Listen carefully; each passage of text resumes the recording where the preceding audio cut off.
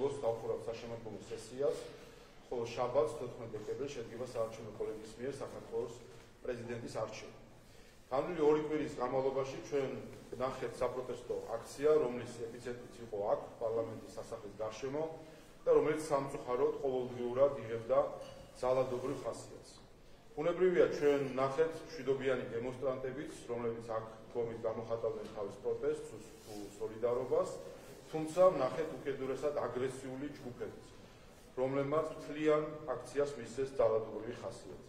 კიდევ ერთხელ მინდა მადლობა გადაუხადო საპოლიციო ძალებს, რომლებმაც საკუთარი ჯანმრთელობის რისკის ფასად უდიდესი ძალისხმევა გასწიეს ძალადობის შესაჩერებლად და მარცხესრიგის აღსადგენად. ძალადობრივი ჯგუფებისგან ინიცირებულ და გამოწვეულ შეტაკებებს არაერთი დაზარალებული ჰყავს. მინდა თითოეულ მათგანს უსურვო ჯანმრთელობა. რაც თავარია, მინდა კიდევ ერთხელ როგორც წინა დღეებში გავაკეთო მოწოდება, რომ შეწყდეს ძალადობა, შეწყდეს აგრესია და პოლიტიკური პროცესი დაბრუნდეს სამართლებრივ კალაპოტში.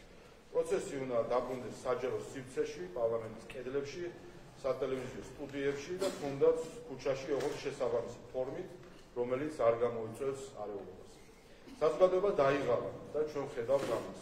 ჩვენ ვართ უმრავლესობის მიერ არჩეული ხელისუფლება, მაგრამ გვესმის ყველას ხმა.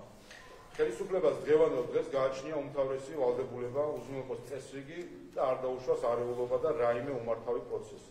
ამ მიმართულებით კომპრომისი ვერ იქნება. გადატრიალების თუ სხვა რევოლუციური იდეებით შეფლობილ პოლიტიკურ აქტივისტებთან ანგარიშის დაწევას ბუნებრივია არ ვაპირებთ.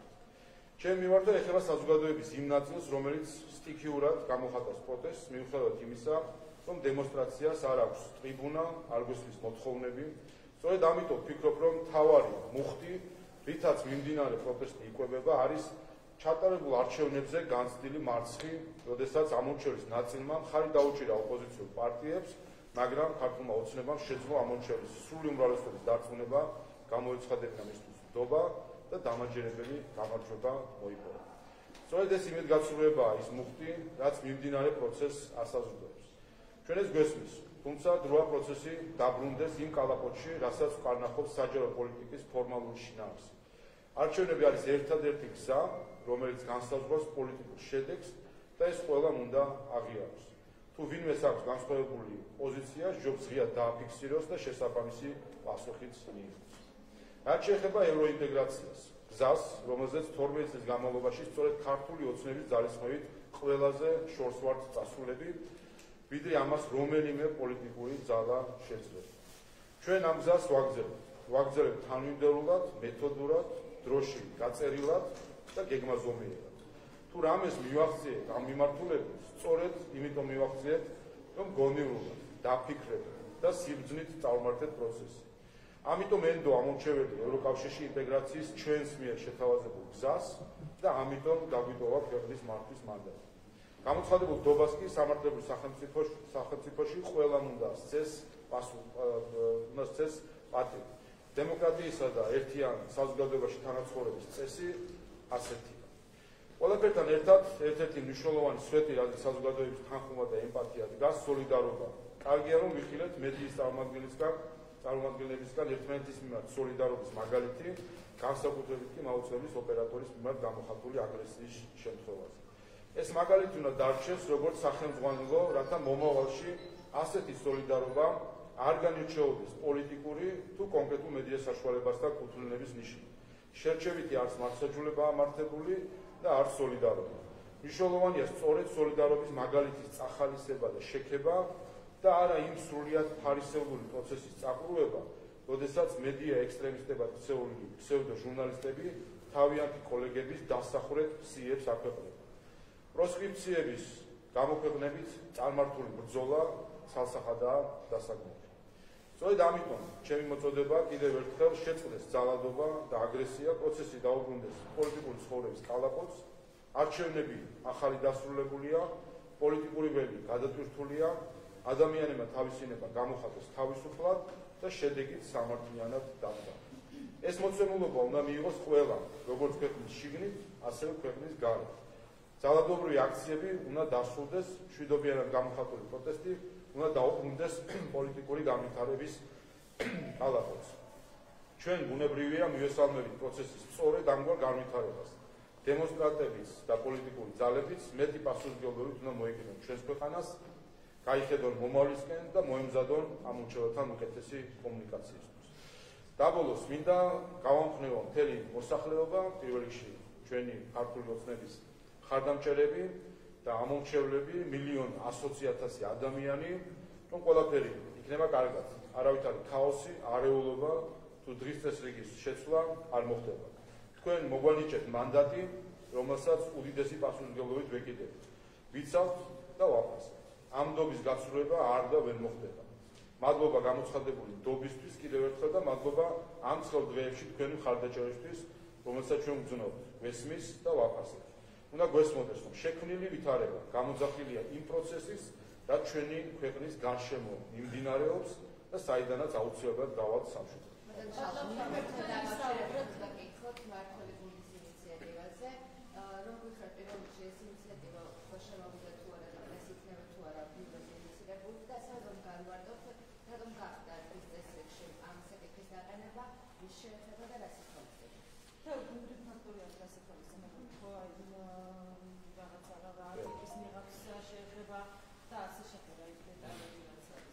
რაც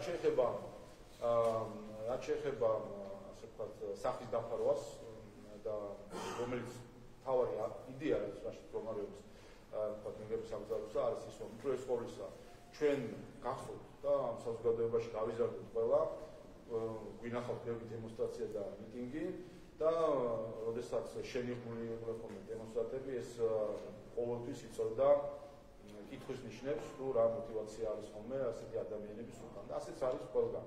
ასეთი რეგულაციები მოქმედებს უმეტეს ქვეყნებში, როგორც ევროკავშირის, ასევე ამერიკის შეერთებულ შტატებში მოქმედებს ეს წესები, რომლის იდეაც მარტივი არის, რომ უნდა იყოს შესაძლებელი ადამიანების იდენტიფიცირება და ერთის მხრივ და მეორეს მხრივ, როდესაც ადამიანი არის შენიღული და ის გრძნობს, რომ ის იდენტიფიცირება არის გართულებული, ის რა თქმა უნდა უფრო თამამი არის კანონმდებლობაში და თამამი არის აგრესიაში.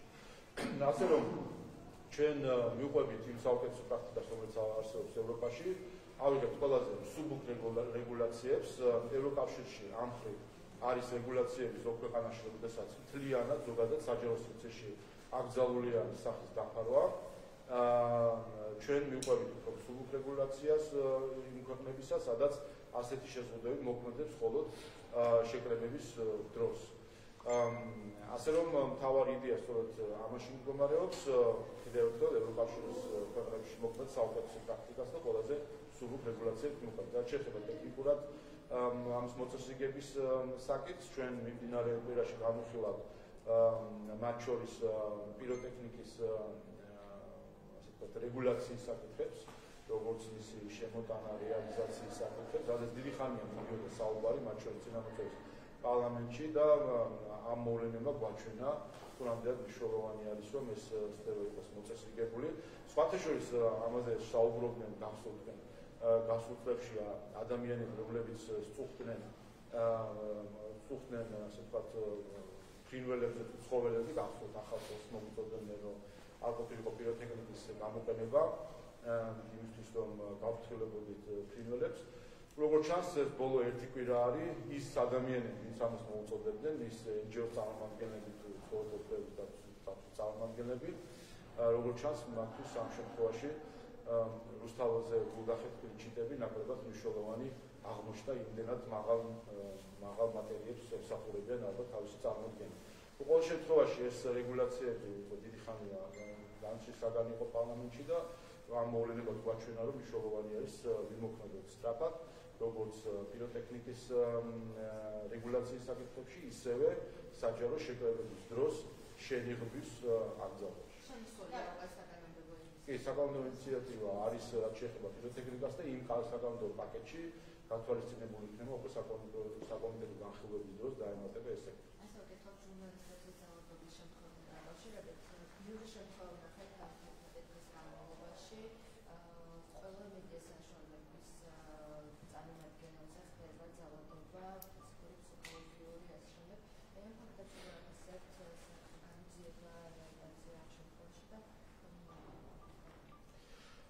ჩვენ ნახეთ სხვადასხვა სახის ინციდენტები, რომელიც თავისი სიმძიმით, ფსიქოლოგიური სიმძიმით ალბათ თანაბარი არის. ნახეთ როგორც ფიზიკური ძალადობის შემთხვევები, ასევე ფსიქოლოგიური ძალადობის შემთხვევები.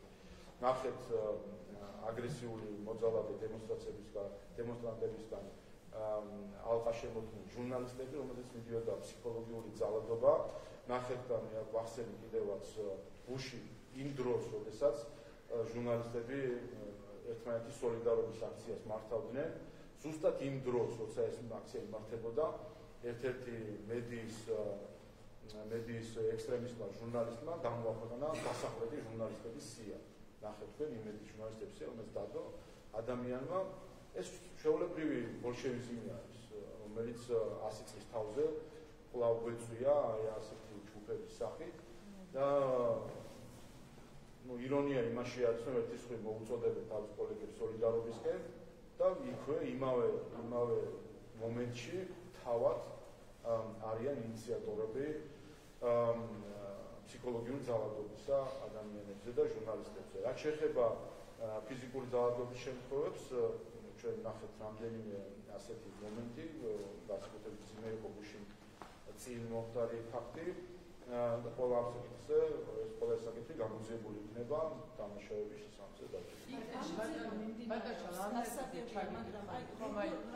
მნიშვნელოვანი არის ხომ სწრაფად გამოძიება ამ ყოველთვის იდენტიფიცირება ამ ადამიანების გავიდა შაბათს მოხდა ხო გავიდა ეთერზე და აი რა ეტაპზე არის გამოძიება თუ გაქვთ როგორც იცით იდენტიფიცირება ამ ადამიანების რამდენად იდენტიფიცირება ზოგადად რთული არის ერთ-ერთი გამოწვევა არის ის რომ ხედავთ უკვე ამ დღეებში რთულია უკვე გაარჩიო ვინ არის მოძალადე, ვინ არის დემონსტრანტი, ვინ არის პოლიტიკური პარტიის წარმომადგენელი, ვინ არის ჟურნალისტი მათ შორის ამ შენიღბების ფონზე რთულია უკვე გარჩევა ვინ არის და ამოცნობა მათ შორის ნახეთ თქვენ რომ შინაარსის სამინისტროს უშინ ბრიფინგზეც მოისმინეთ რომ პროცედები დაახლოებით 30 პირზე არის სამართლის საქმე მიმდინარეობს სადაც იყო ძალადობა დემონსტრანტების მხრიდან, თუმცა ჩვენ ნახეთ გაცილებით მეტი დარღვევა, როდესაც იქნებოდა ეს იგივე პარლამენტის შენობაზე თავდასხმა, თუ იქნებოდა ეს პოლიციელებზე თავდასხმა, პირდაპირ გამიზნებით პირველი არხის ოპერატორს ესროლეს მაშხალა და რომ არა კამერა, რომელიც ამ ოპერატორს ეჭირა, სახეში მოხდებოდა ეს მაშხალა, ხო? და მე როგორც ვიცი, არ ვიცი ზუსტად მე მგონის პიროვნება ამოცნობელი არ არის ჯერჯერობით, ვინც მაშხალა ესროლა, შეიძლება ვცდები, მაგრამ რამდენადაც ვიცი არ არის დაკავებული. ეს ართულებს ამოცნობას იმ მირევისა, რომლებიც სხვადასხვა დანაშაულს ჩადიან. გამოძიებას, როგორც იცით, აწარმოებს სპეციალური საგამოძიებო სამსახური, დეტალები რა თქმა უნდა მათ იციან, თუმცა ჩვენ ხედავდით მათ შორის საჯაროდ როგორი საგამოძიებო მოქმედებები, კამერების ჩანაწერების ამოღება და ასე შემდეგ და იმედი მაქვს სპეციალური საგამოძიებო სამსახური მალე დაარგეს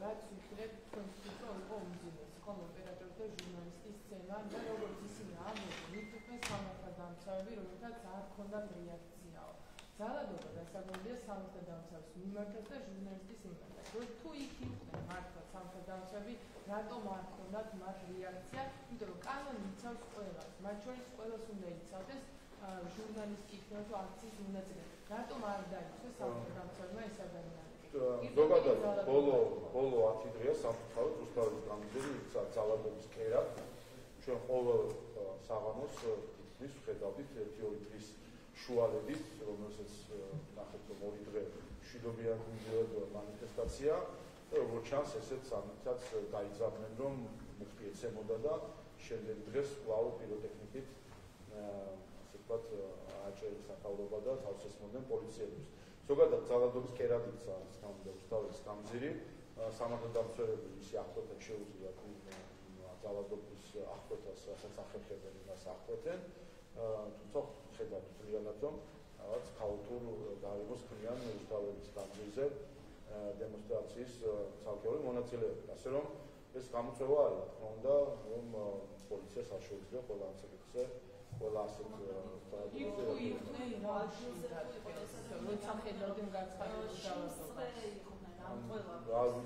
რისის შემსწრეები, რისის შემსწრე იყო და მოახდინა რეაგირება, ესეც ნაწილია მათ შორის სპეციალური საკავშირო სამსახურის მიერ გამოძიების, ასე რომ ყველა ამ საკითხს პასუხს გასცემს სპეციალური საგამოძიებო სამსახური. ბევრ ასე ვთქვათ, დანაშაულზე რეაგირება ვერ ხდებოდა. ეს დღეები ხედავდით, რასთან ჰქონდა საქმე, პოლიციელებს პირდაპირ ესროდნენ მაშხალებს დამიზნებით, ჟურნალისტს პირდაპირ ესროდნენ მაშხალა პირველი არხის ოპერატორს. იმ მომენტში რატო არ დააკავა პოლიცია?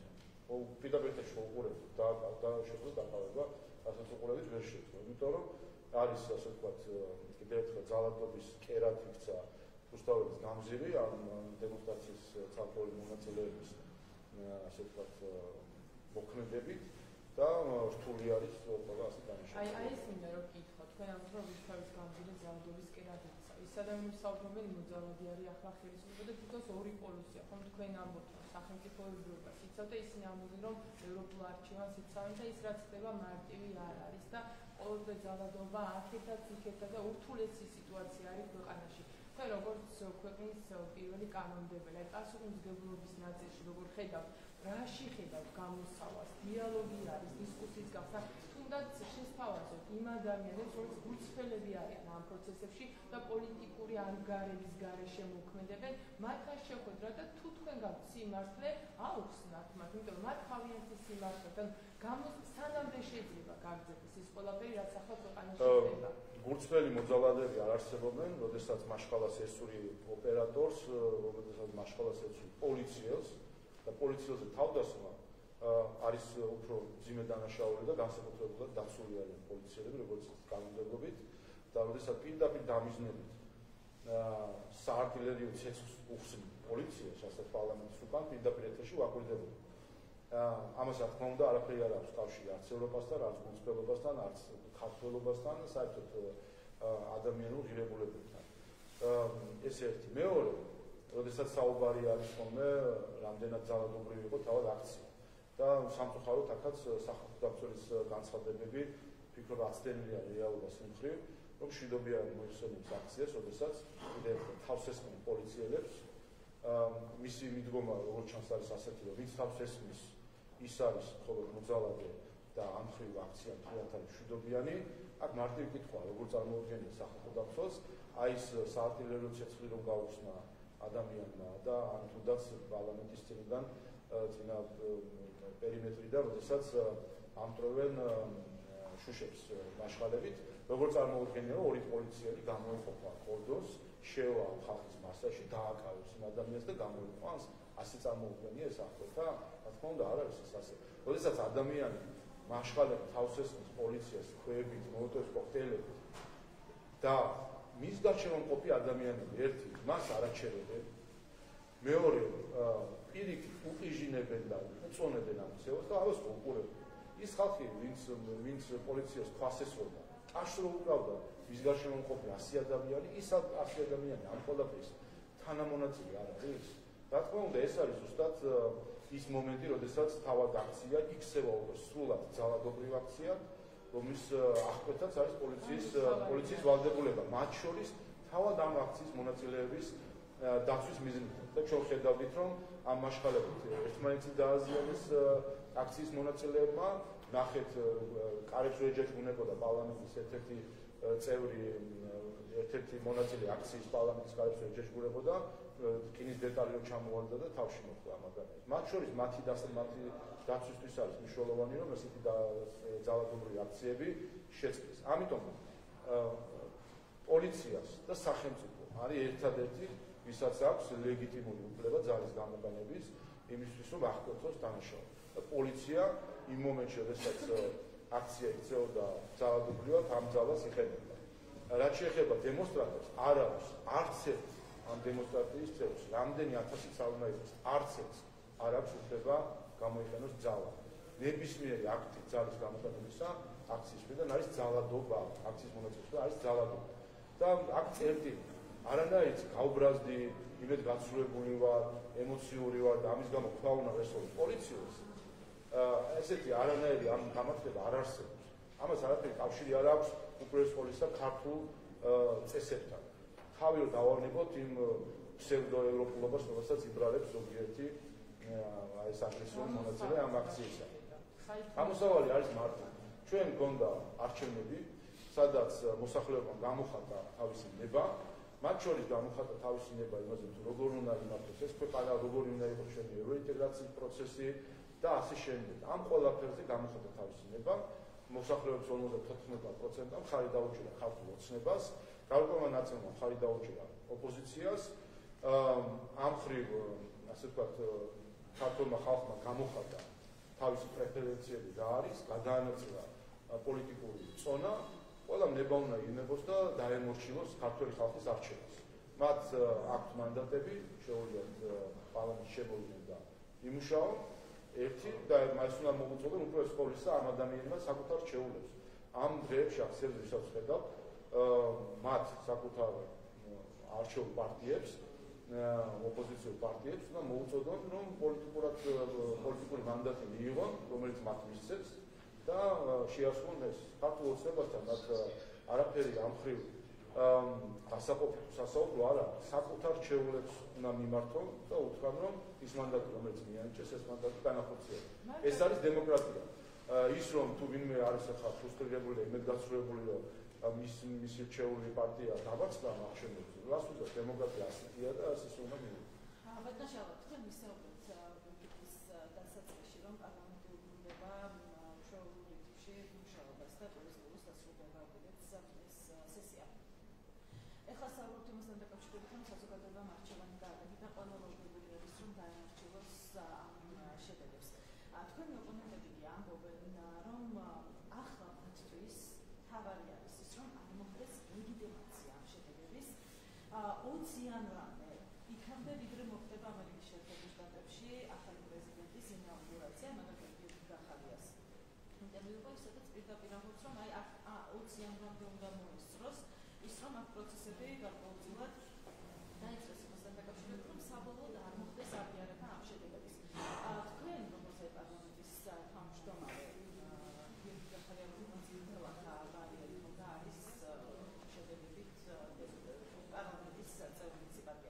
როგორ ხედავთ ახლა ოპოზიციის სამომავლო გეგმებს? რაც შეეხება 20 იანვარს, როცა აბავს ერთ ოპონენტი, ეს კიდევ ერთხელ აღშვენებს, რომ მათი მზერა მიმართული არის გარეთ და არა საკუთარი ხალხი სადმი. 26 ოქტომბერი იყო ის დღე, რომელთვისაც უნდა იზრუნათ, რომ მიიღოთ ხალხის მხარდაჭერა და მიიღეს ის მხარდაჭერა, რაც მიიღეს. ამას თავადაც აღიარებდა ყველა ამ პარტიას. თავადაც დასახელებული ის რიცხვი აუნჩევლისა, ხმებისა, რაც მათ მიიღეს. როგორც გახარიას პარტიას აქვს დასახელებული, აღიარებული ის რიცხვი, რაც მათ მიიღეს აუნჩევლებისა, 70,000 მოწვევით, ასევე ლელოს და სხვა პარტიებს, ხო? ასე რომ ეს არის დემოკრატია, ასე მოქმედებს. კაპრიზები არ არის დემოკრატიის ნაწილი. გავიგებთ ყველას უნდა იყოს გამარჯვებული, მაგრამ დემოკრატია ასე არის, რომ ხალხი წვეთს, ვინ არის გამარჯვებული და ხალხმა ეს გადაწყვეტა. ყველა ამას უნდა შეეგუოს. სხვა გამოსავალი არ არსებობს. კონსტიტუციის მიღმა ვერ დადგება ვერავი და დემოკრატიული პროცესის მიღმა ვერანი ვერ მიიღებს საქართველოში ძალაუფლებას.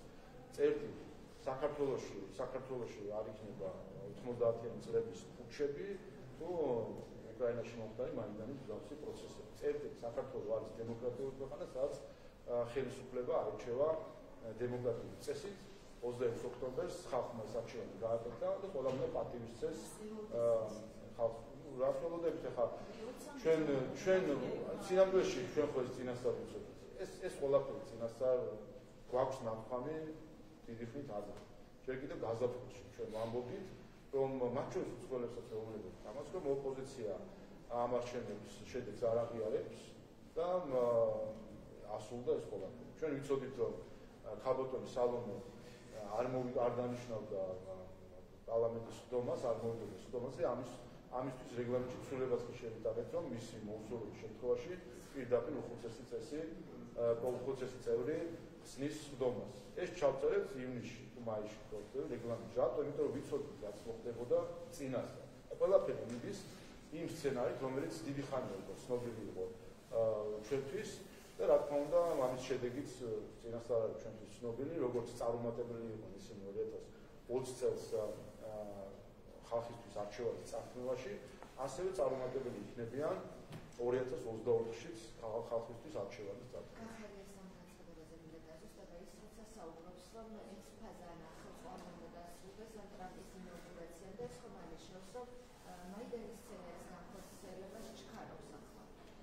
ზოგადად ხედავთ ჩვენ რომ ამიტომაც ვთქვით ჩვენ რომ წინასწარ იყო ცნობილი რაც მოხდებოდა, მათ შორის თქვენ ნახეთ სცენარი, რომელიც მაკენის ინსტიტუტის მიერ იქნა შედგენილი. პირდაპირ იმ სცენარსაც მოყვებით, რომ არჩევნები ქართული ოცნების გამარჯვების შემთხვევაში იქნება პროტესტები და პროტესტებმა დაუჭერთ მხარი. ანუ ესეც კი ცნობილი იყო წინასწარ. მაიდის სცენასაც შეეხება, რომ აქაც ვიზუალითაც კი ყველანაირად ახორციელებენ ამ სცენარს. ჩვენ ნახეთ რომ ნაძვის ხეს კი ისე დეკორირება გაუკეთეს ისე როგორც ეს მაიდანზე გააკეთეს. ნუ ფანტაზიაც კი ამასაც კი არ მალავენ ასე ვთქვათ და რაიმე ახალსაც კი არ იგონებენ. ყველაფერი ახლა დაქორწინებული წყვილის მისვლა, ნაძვის ხის დეკორირება, სხვანაირად საპროტესტო პლაკატები და ასე შემდეგ ყველაფერს ერთ-ერთში მიყვებიან მაიდის სცენარს. იმდენად რომ არასერიოზულიც კი არის, იმდენად ასე ვთქვათ გახდული არის მათი საჯარო ჩანს მათი ნაბიჯები აქვს.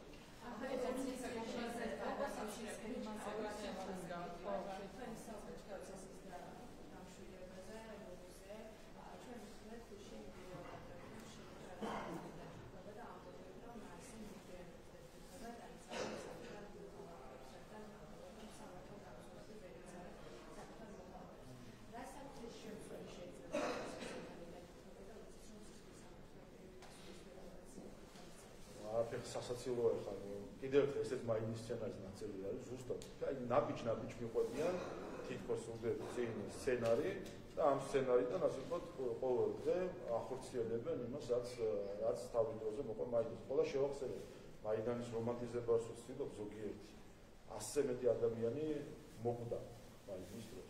აი ეს უნდა საბოლოო ჯამში აკეთებინათ ეს პროცესები, როდესაც რომანტიზებას ახდენენ ისეთი პოლიტიკური პროცესისა, რაც სინამდვილეში გულისხმობდა არეულობას. ასე რომ სასაცილოა ხა რამდენიმე მიღბიანი ადამიანი დაждდა და იმუქრება რაღაცებს. ამას ჩვენი შინაარსი სამუშაო და ხა იმდენი უკანონო კიდევ ერთხელ რუსთაველის გამზირი აქციები ძალადობის და უკანონობის კერად არაფერი კავშირი ამას მათ შორის ქართული პროტესტის კულტურასთანაც არანაირი კავშირი აღარ აქვს. იმასაც ჩვენ ვუყურებთ. გამოვლილი გვაქვს ბევრი რამე, ერთადერთი რასთან პარალელურად შეიძლება გავაუგოთ ჩვენი წარსული, ეს არის 90-იანი წლების პუტჩი, აი ამას კი გავს ავტომატურად ჩაანაცვლის მაშხალებით და სცენა და კადრები იგივე აქვს, ხო?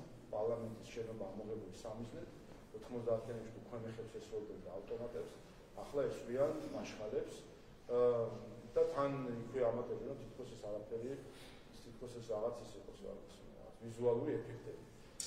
მე ადრე ვთქვი და მათ შორის გუშინაც სხვათა შორის პარლამენტის რამდენიმე ოთახში ჩამთვეს ფანჯრები, ქვებით, არ ვიცი ხა კიდევ ერთხელ როდესაც საუბრობ ჩვენ მშვიდობიანი არის თუ არა აქცია, გასაგებია რომ რაღაც ნაწილი აქვს აგრესიული, რომელიც ჩადის ძალადობას, მაგრამ როგორ ვითი ამართლებენ იმ ხიჟინას, რომელიც ჩვენ გვესმის ხოლმე, როდესაც ჩაიმკროვა შუშა პარლამენტის შენობაში და ტაშს უკრავენ. როდესაც მოლოტოვის კოქტეილი მოხდება პოლიციის კორდონს და ტაშს უკრავენ და ამას აგულიანი ის ხალხი, რომელიც მერე ველაპარაკება რაღაც ევროპაზე და რაღაც ღირებულებებზე. რა კავშირი აქვს, როცა ხედავ მოლოტოვის კოქტეილს ის ადამიანი და ამას შეაქეთ, მოიწონეთ, მაშხალების სწორად პირდაპირ ეთერში ჟურნალისტების მხრიდან გვესმოდა ეს არ არის ახალი ფაქტო, რომ თითქოს რაღაცა ამსობა იყოს მცირე. 150-ზე მეტი პოლიციელი დაშავდა, 150-ზე მეტი პოლიციელი დაშავდა ამ დღეების განმავლობაში.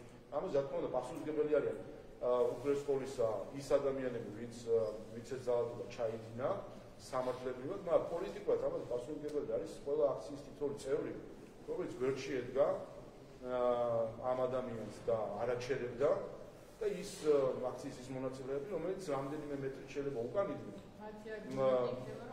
უკან ძილების დაშავდნენ და უფრო მეტი. ამაზე რამდენი რამდენი მეტრი უკან იდგნენ და ამ ყველაფერს ხედავდნენ და როდესაც პოლიცია მოუწოდებდა რომ დაშლილიყო აქცია და წასულიყო სახლში, ამას არ წყვეტდა.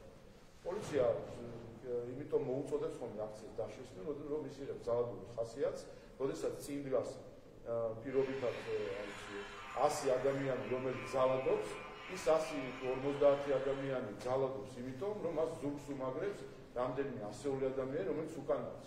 ის ადამიანები რომ გამოეცალა, რომელიც თავს მშვიდობიანს ეძახიან და დატოვონ ეს მოძალადეები მარტო, რა თქმა უნდა, ისინი აღარ იძალებოდნენ შემდეგ პოლიციას. და კიდევ ერთხელ, რაც შეეხება დაშავებულებს, ეს არის შედეგი საბოლოო ჯამში იმ ძალადობისა, რომლის ინიცირება ყოველ ჯერზე ხდებოდა აქციის მონაწილეების მხრიდან. მე და შემდეგ დღეებში გაგაცნობ კიდევაც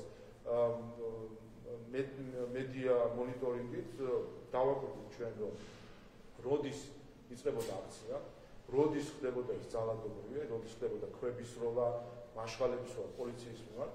შემდეგ იყო დიდი პერიოდი, როდესაც ჯერ აფრთხილებდნენ, ცალკეულ წევრებს წინ ვინც იყო აგრესიული ხედავდით, რომ იმათ აკავებდნენ და შეყავდათ, ხო?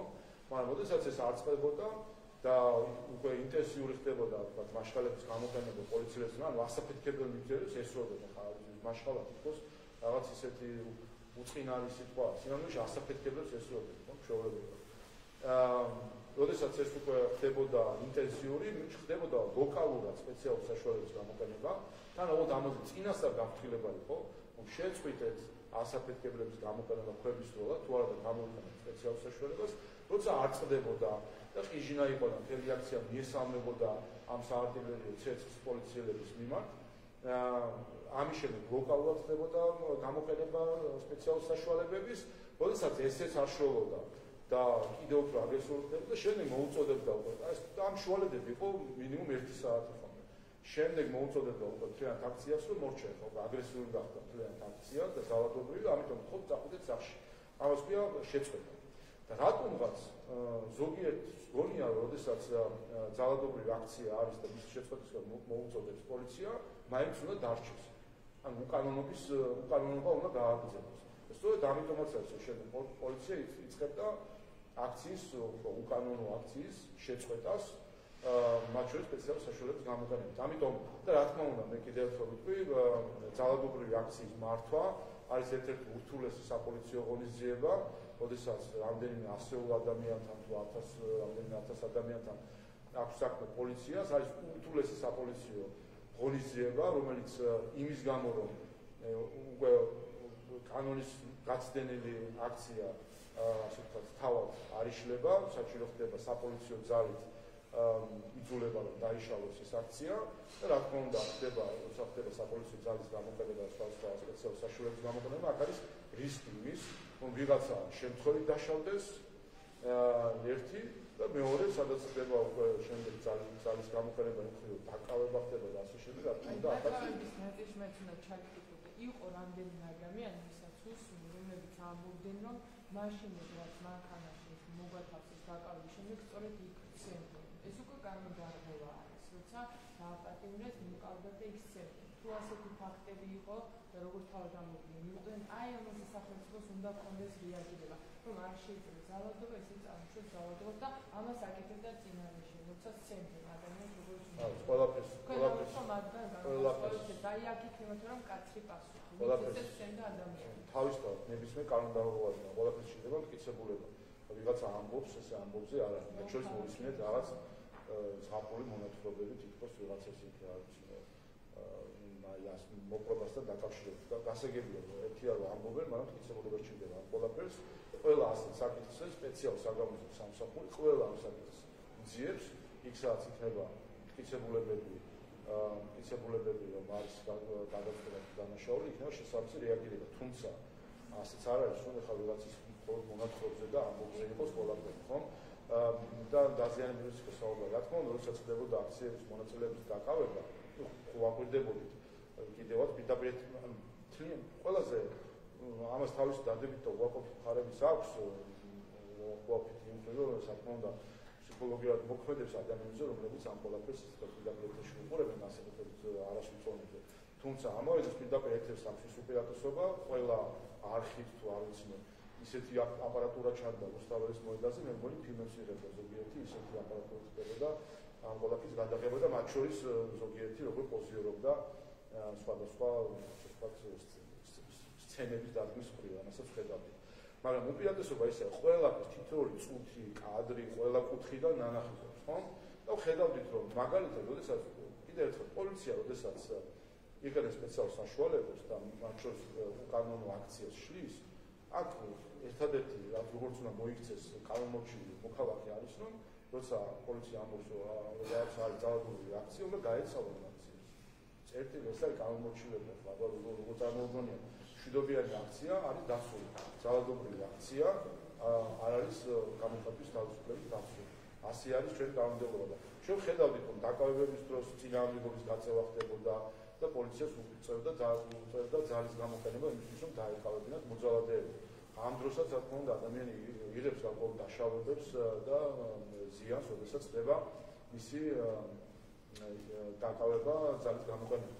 ეს წინააღმდეგობას უწევს პოლიციას. ასე რომ კიდევ ერთხელ, სადაც არის მტკიცებულებები, ყველაფერზე იქნება რეაგირება, უპირველეს ყოვლისა ჩვენ უბრალოდ არ უნდა ავრიოთ ერთმანეთში თანმიმდევრობა. მოძალადე, აქციის მოძალადე წევრები, ნახეთ უამრავი, რომლებიც ქვებს, მოლოტოვის კოქტეილებს, ასაფეთქებელ ნივთიერებებს ესროდა პოლიციას, ნახეთ მათ შორის ერთი მონაწილე დამით შეიარაღებული, რომელიც პოლიციას ესმოდა თავს, და მხოლოდ 30 ადამიანი არის იდენტიფიცირებული. მიუხედავად იმისა, რომ ხედავდით რამდენიმე ასეულს, რომელიც ასეთი აგრესიული იყო, რთული არის იდენტიფიცირება, თუმცა მათ შორის იმის გამო, რომ ნახეთ კამერები დაამტვრიეს აქციის მონაწილეებმა, რატომ დაამტვრიეს ეს კამერა? რა იყო მიზეზი ამ კამერის დამტვრიებისა? რას ეჩვენა კამერას? თუ არა ის, რომ მათ სურდათ, რომ არ დაფიქსირებული იყო მათ მიერ დანაშაულის ჩადენა, შემდეგ მათი იდენტიფიცირება და პასუხისმგებლობაში მიცემა. ასე რომ, რა თქმა უნდა, სადაც იქნება მტკიცებულებები, ყველგან იქნება შესაძლებელი.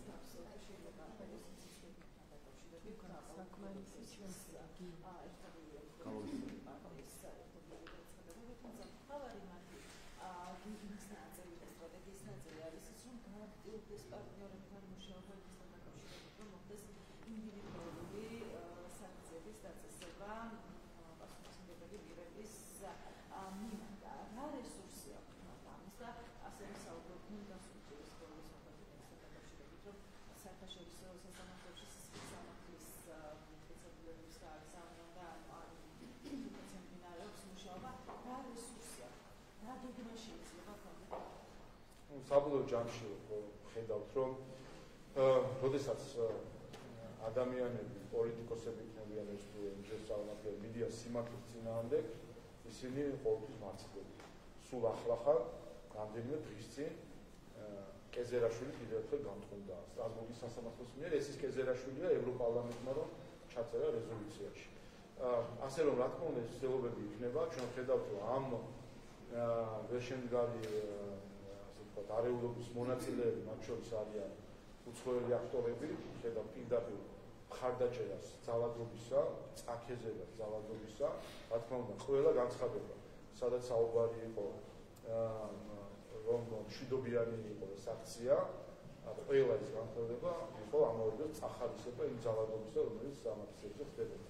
ასე რომ, თავისთავად ცდილობები იქნება, მაგრამ კარგი ის არის ჩვენს გარშემო რაც ხდება ხოლმე, არის ის, რომ სიმართლე საბოლოო ჯამში ყოველთვის იმარჯვებს და ყოველთვის ცხადდება რა არის სიმართლე. ასე რომ, როდესაც სიმართლის მხარეს ხარ, რა თქმა უნდა, საბოლოო ჯამში შეიძლება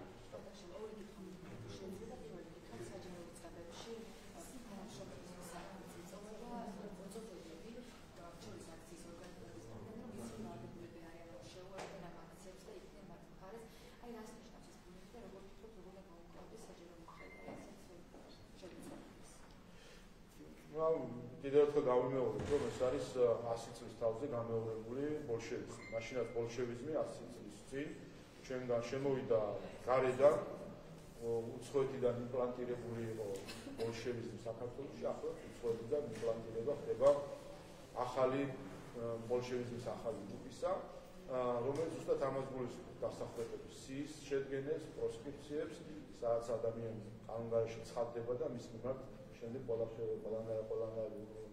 ყველანაირი ზომა არის დაშვებული და ამ ხრივ ამ პროცესებმა ამ ხრივაც ვფიქრობ საბოლოო ჯამში კარგი სამსახური გაუწია ჩვენ საზოგადოებას, იმიტომ რომ კიდევ ერთხელ გამოაშკარავდა ის ბოლშევიკური ჯგუფები, რომლებიც საზოგადოებაში გარკვეულ თითქოს ევროპულ ღირებულებებს ამოფარებულები სინამდვილეში თესენ ღვარდს, თესენ ესე ვთქვათ ტყობას, შუღლს, დახლეჩოს ამ საზოგადოებას. ყველა ეს ადამიანი დღეს უკვე ვიცით სახეზე ვინ არიან და რა განსხვავებია მათ სინამდვილეში ქართულ საზოგადოებაში.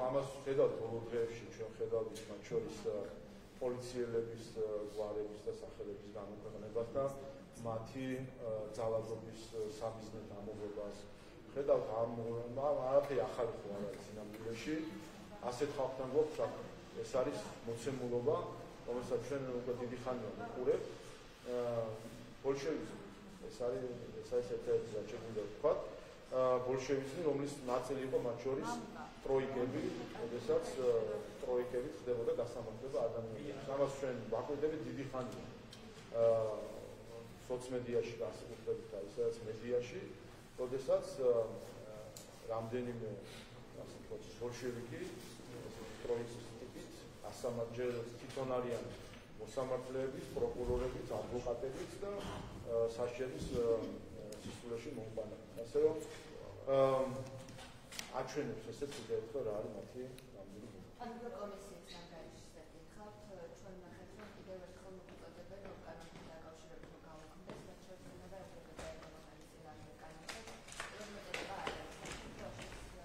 ეკონომიკის კანონთან რომ მოწოდება არის ვერ გეტყვით უკვე სიმართლე გითხრათ არასერიოზული ხდება ეს დამოკიდებულება აი ამდენ თავის ფიგურსაც ახლა ჩემს კომისია თავისთვის და ჩვენთვის ამდენ თავისთვის ხო ჯობდა ევროპაში შეთქვა რომ არ აქვს პრობლემა გამჭვირვალობის და ის უზრუნველყოფს რომ მისი დაფინანსება იქნება გამჭვირვალებული. რა არის დასამალი ევროპაში? რატომ არის ასეთი დიდი სურვილი რომ დამალონ თანხები? არა და დამალული ევროპის დემოკრატიის ფონდი რომელიც ევროპაში financeება ხარულად აფინანსებს პარტიებს რადიკალურ ახლა უკვე ექსტრემისტულ ჯგუფებს აფინანსებს პოლარიზაციას, აფინანსებს ტერორს საქართველოში.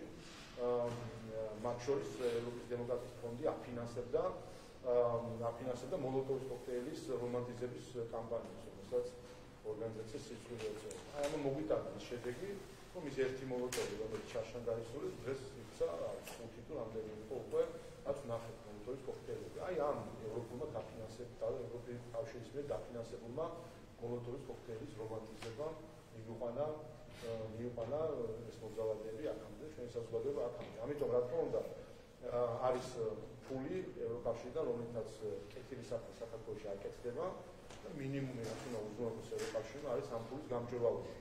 როდესაც მალავ ესე იგი რაღაცა საკეთებ არასწორად ან არასასიკეთოს და ეს არის მე მგონი თავი. ასე რომ ნაცვლად ამ უსაგნო მოწოდებებისა და კიდევ ერთხელ დავაგვირდეთ ერთ რამს. იმას კი არ ამბობენ ხოლმე, რომ რაღაც შეიძლება რეგულაცია ასე იყოს, ან ისე პირდაპირ კატეგორიული იყოს, საერთოდ არ არსებობს არანაირი კანონმდებლობა გამჭვირვალობის ყველაფერი იყოს დახურული. პირდაპირ გაუქმებაზეა ხოლმე საუბარი და ეს თავად ეს მოწოდება აღძრავს ეჭვს, რომ სინამდვილეში ამის უკან არის ფინანსების ფარულად ხარჯვის სურვილი.